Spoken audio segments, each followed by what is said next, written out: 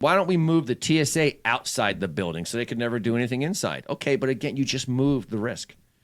Yes, you moved it outside, but by moving it outside, you also made it easier. Now the crowd's outdoors.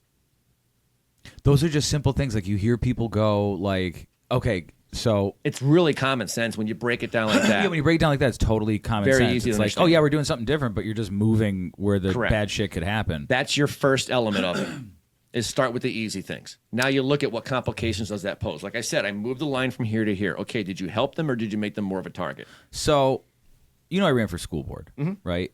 What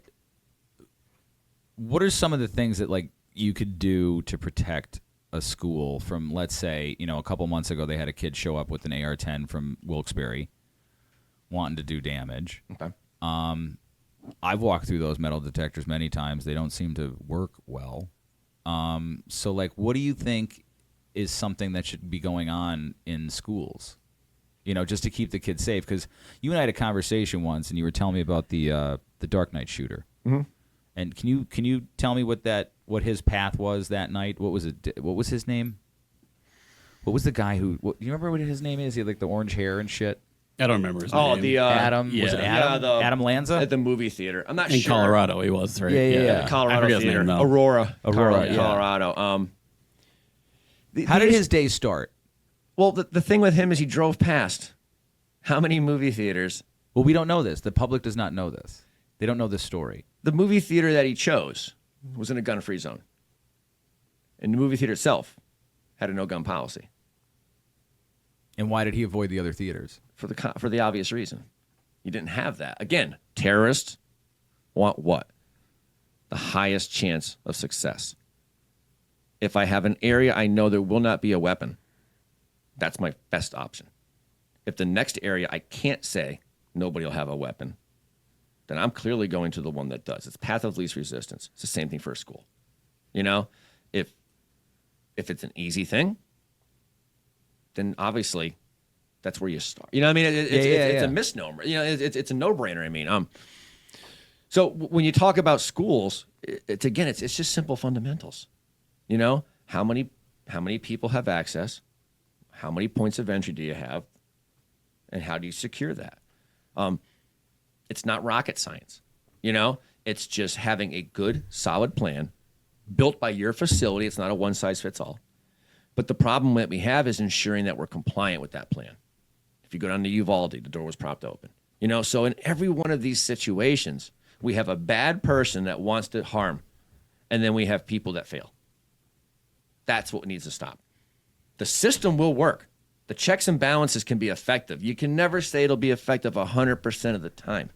But that number falls through the floor when we keep messing up. Right. When I have a secure front door and they're propping the door out open in the back to let ventilation in, then you don't have security. Yeah. If I have security personnel that don't have the ability to respond to a door being propped open, that's a very simple thing to have an alarm. I don't want the teachers or the staff opening this door. And if it does open, security guards should know. What are some things that schools do that give the theater of safety? Well, I think the obvious one would be guards. You think guards are the theater of safety? How could it not be? You tell me. If you're gonna break into a store, Yeah. if you're gonna rob a gas station, one has an armed guy sitting on a stool, and the other one has a middle-aged person working a counter. Like, okay. This is not an easy choice. Well, you said a security guard. Right. Security guard. Armed or not armed. Okay. Armed or not armed. Which way are we going there? But most of them aren't armed. So security guards mostly aren't. So let's say, let's assume. I think schools around here have like one or. So let's assume for this officer. argument, since we're talking shooters, Yeah. we're talking armed security then. Okay. Okay. If I have a gas station with an armed security guard and one without, I'm obviously going to rob the one without. Again, path of least resistance. Okay. So when you talk about show of force, a show of force is that. It's arming. It's showing that if you try X, Y is going to happen. Right. This is simple math. If you show up here with a gun, we're going to shoot you. It's as simple as that. So if show of force is a common I think that's deterrence. a big one. That at least tells them not here. Right. This is not your target. This is a hardened target now. So why are schools you hear it all over the country. Why are they so apprehensive, do you think, to doing the obvious thing? Is it optics? Well, is it feelings? Is it? So you can take that conversation and expand it out. And just for the record, there's guys that could probably back this up a lot better than I can, getting into that actual number system. I'm just saying, like, no, but I get you. But just sticking on it from the top, yeah.